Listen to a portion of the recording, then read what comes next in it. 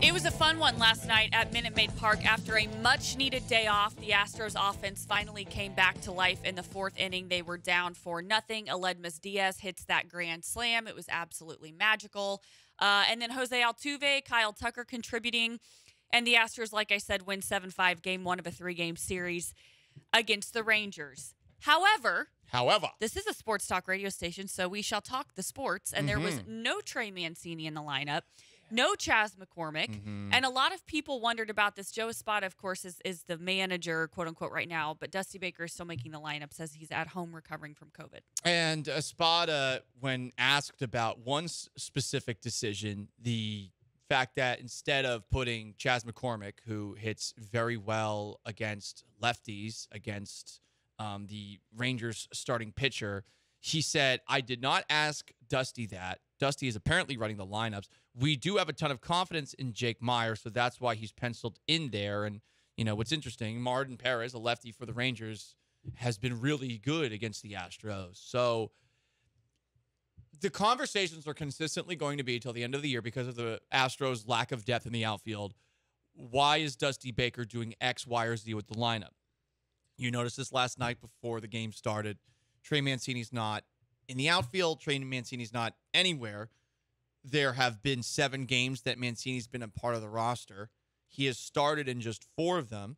He has pinch hit in 2 of them. You'd think, okay, he's doing some pregame work in left field with Gary Pettis. Maybe it's time to see him actually in the outfield. And yet, he didn't play. So the first question about the lineup is, what is the mentality, the decision-making, the thought process behind any decision with Trey Mancini? I, for the life of me, can't figure it out. I can't either, especially since he made such a good first impression. It's not like he came here, because when they got those new acquisitions, I think it was Dusty that said sometimes it takes guys a little bit to adjust. He saw that a little bit with Christian Vasquez, mainly because they were playing the team that he literally got traded from, where it was like he needed a game to get like mentally right. You didn't see that with Mancini at all. He, the first game that he started, hits the home run, then he goes to Cleveland, has the solo home run, the grand slam. So with Mancini, it's not like he struggled at all. So I thought it was an interesting decision. I don't mind some load management here now, you know, every now and then. But as we get into the playoffs, don't you want to let Mancini get kind of into that rhythm? Yes, and I look, you traded for the guy. What's the point of trading for the guy? Just to say, all right, break in case of emergency offensively in the playoffs? Strange. So that's the first question. And going back to the second that led to the question that was asked yesterday of Espada, why didn't Chas McCormick, who slashes .338, .413, .606 against lefties, start over Jake Myers? In fact, why does Jake Myers play, period? I'm sorry. If Chas McCormick is healthy and you have these questions in the outfield without Michael Brantley, you use Jake Myers occasionally. You use Jake Myers for defense. But McCormick is very good defensively, I think. He's played 42 games in left field. He was great in Cleveland. Right. 31 in center field, 14 in right field this year. He should be playing over Jake Myers every single game unless he is injured. Martin Perez, by the way, not only one of the best left-handers in the league, but statistically plays the best against the Astros out of any left-handed pitcher in the league. So that was a major question. They get away with it because they have guys like Aledmys Diaz that randomly hit a grand slam. But it is something to watch as we inch towards the playoffs. We knew when Dusty Baker was hired, whatever it was 2 years ago, every place that he's managed, Dusty Baker's lineup has been a question. Right. It's always been a thing. And that leads to the third question that I have about the Astros managing their lineup. There's a third. You just said his name. A roommate. Why can't the Astros try Aledmys Diaz in more outfield spots than just left field? He's played 19 games in the outfield this year, 1 in right field, 18 in left field.